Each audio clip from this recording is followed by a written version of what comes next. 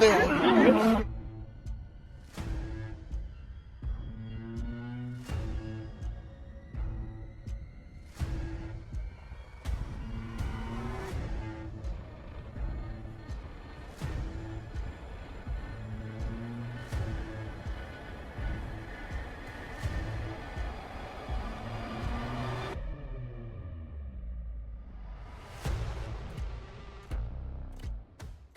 All right, my people, so that's just a small taste of exactly what's going on in our oceans at this time. It currently has the scientific community and the public alike baffled. Nobody understands why these creatures are pushing towards the shoreline. Now, granted, as you saw, the pilot whale video said it happened a couple years prior, but not all different creatures in mass. Before I begin, this is all for entertainment purposes only and all speculation, not based on any absolute fact. So what do y'all think it could possibly be? Make sure you comment your opinions below after this video. Now, according to one source, a similar occurrence took place back in 2003 that wasn't publicly aired. Many different species of marine life were washing ashore dead, seemingly out of nowhere. Others were beaching themselves, and this would result in their death. Well, it turns out the military, the Navy to be exact, was experimenting with weaponizing sonar in the area at the time. Frequencies and the sounds they were using were so loud that they actually killed a lot of the wildlife and drove others to attempt to reach shore. It's even alleged that some civilians stumbled upon mermaids washed ashore dead. The sad thing is the Navy, even before testing, documented that they estimated 170,000 marine animals, 500 different species, would suffer from these tests. Sonar systems first developed by the US Navy to detect enemy submarines use rolling sound waves of nearly 235 decibels. The loudest rock bands today reach only 130 decibels, and these sound waves can travel up to 300 miles in the ocean. This made people angry to say the least. So an environmental group sued the Navy and was successful in the lower courts, but unfortunately, when it reached the Supreme Court, they allowed for mild testing. So of course, this could be one of the culprits. But I have noticed that none of the marine animals are actually washing ashore already dead. Also, marine life that is subject to these type of sonar sounds, like whales, often have bleeding eyes or bleeding orifices. Sometimes even their internals are affected, but according to reports, there hasn't been any sign of this. So I'm not going to rule this out or anything, but as a result, I'm going to have to say I do not believe that the military is the cause of this. If not the military, what could it possibly be? Tsunamis? Well, none have been reported. Hurricanes? Just the one in Florida. That leads me to the more cringe explanation, so buckle up and get ready. So it's crazy that I had come across all of this content, mostly, honestly, from Phoebe on TikTok. Check her out. But she had been posting videos about odd tendencies in the marine life as of late, as you saw in the previous video. But prior to that, I had been pondering a theory, I guess you could say, that may or may not be totally cringe, outlandish, all of the above, but maybe, just maybe, there's something to it. Now, before I say this or anything like that, I'm not trying to fearmonger. I'm not trying to scare anybody. I'm not trying to say that what I'm going to say is at all valid for entertainment purposes only. Like, it's so out there and just wild, but yet intriguing. I just have to share it. So like I said, I had been pondering this theory, but it wasn't until me and one of my boys were talking crazy shit that when I actually spoke it into words, it kind of blew my mind. So basically, the theory I proposed is this. So we had the flood, right? Who's to say there hasn't been multiple floods throughout history, right? Throughout the history of mankind. You got the mud flood, then you got the great flood. So one day I got to thinking, what if, by chance, that these floods, or these resets, if you will, tend to happen in consistent intervals? So let me explain. Using the book of Genesis to estimate right around when the flood took place, you look at the year Adam and Eve were allegedly created. which was around 4004 BC, using genealogy to estimate that year. And around 1,000 years later, Noah was born. So that puts you at 3000 BC, and the flood took place in his 600th year. So you're at the year 3000 before Christ, add 600 years, that puts you around 2400 BC, give or take. This would mean that the flood took place roughly 4,000 years ago. Now hold on. But that's obviously up for much interpretation. According to scientists, it was even earlier than that.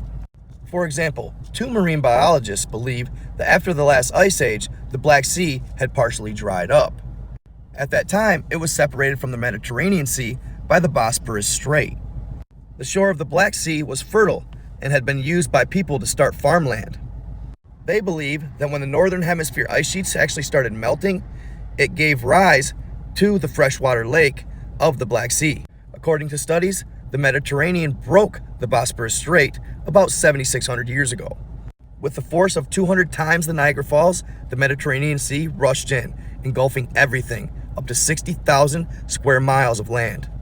They believe that this was passed down for 3,000 years in story, and that is the story of the Great Flood. Well, about 7,600 years ago puts us at roughly around 5 to 6,000 BC. Now, the question is, do these two events necessarily have to be the Great Flood? I say no. They could have been two separate Great Floods. The funny thing is, there are scientists that also believe the Great Flood occurred 12,000 years ago. That would have been roughly around the same time as some believe the Atlanteans and Lemurians roamed the earth. But again, around 4,000 years later. You're starting to see the trend here? It seems that throughout history it's believed, and this is based on sediment samples, some radiocarbon dating, etc. So possibly hard tangible evidence that floods have occurred every 4,000 or so years on this planet. So back to my theory. If this is the case, if it is so that this planet goes through some sort of shift or some subterranean pockets open up every 4,000 years, if this is the case, then this basically means that for 4,000 year intervals, the world's human population is able to build and thrive, reaching numbers oftentimes possibly in the billions, but for sure the 100 millions, right? Now what I'm about to say next is somewhat graphic, possibly, and it is not for the faint of heart, so if you're not feeling it, you might want to take leave.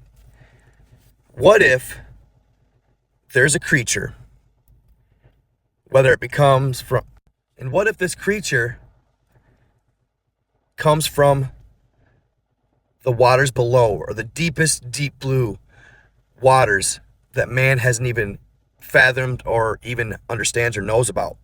The caverns of alleged fresh waters below that the massive trees or the elder trees of earth in the Bible were said to have tapped their roots into.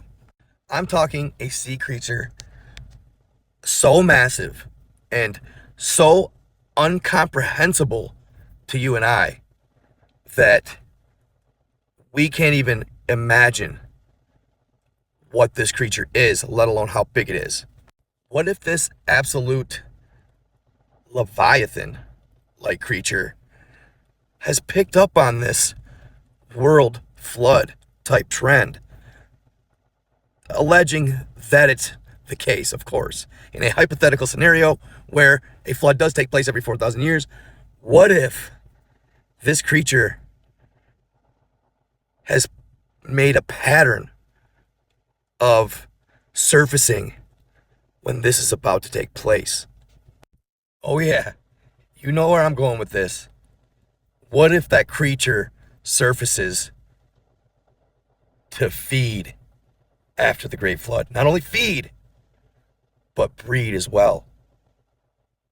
Every so many thousand years. This creature could be thousands of years old, or continue having descendants that live so many thousand years. Who knows? But could it be possible? And I'm not saying this is the case. I'm not saying the flood's coming. I'm not saying any of that. But what if And of course, when I throw this out there, me and my boy are freaking out like, no, no way, whoa, like having fun with it. This is what this is. This is fun, y'all. It's not to be taken literally. Don't lose any sleep at night. I'm not saying the flood's coming or any of that. I'm not even saying those marine animals are running away from said creature. It just made me kind of think about something like that scenario, just with all the apocalyptic jargon and talk going on right now out in the world. Is it possible? Can you feel me? Like, I love pondering this type of stuff. It's what I do. I speak hypotheticals. I speak about outlandish, wild, crazy ideas. But then there was more. Then I started looking into it a little bit and actually stumbled upon something very intriguing, not only in the Bible, but the book of Enoch. But unfortunately, that's all I have time for today. We're going to have to continue this the next go around, where I will cover said stories in the book of Enoch and in the Bible.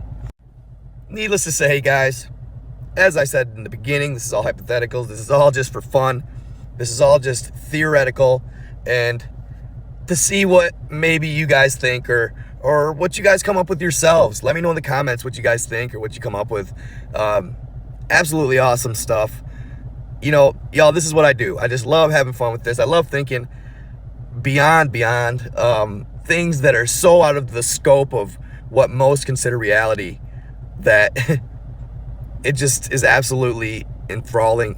And I mean, come on, like a movie script, let's go. Hey, as long as y'all keep coming back, I'm gonna keep coming with it. I'm here all week. Sorry, it took me a little bit to post in between these two videos. Always something going on, right? But I hope y'all enjoyed it. I may go live here real soon. I just kind of, yeah. And I will keep you posted on that if I do. Until then, stay tuned, stay watching, stay thinking, stay in the love and the light. Be kind to others and treat them how you yourself would like to be treated. Forgive the paint on my hand, doing a little body work on the old car. Don't mind me. Just had to share my thoughts with you guys this afternoon. Love y'all, as always. See you soon. I am out. And just to let y'all know, I was not driving during the making of this film. Later, y'all.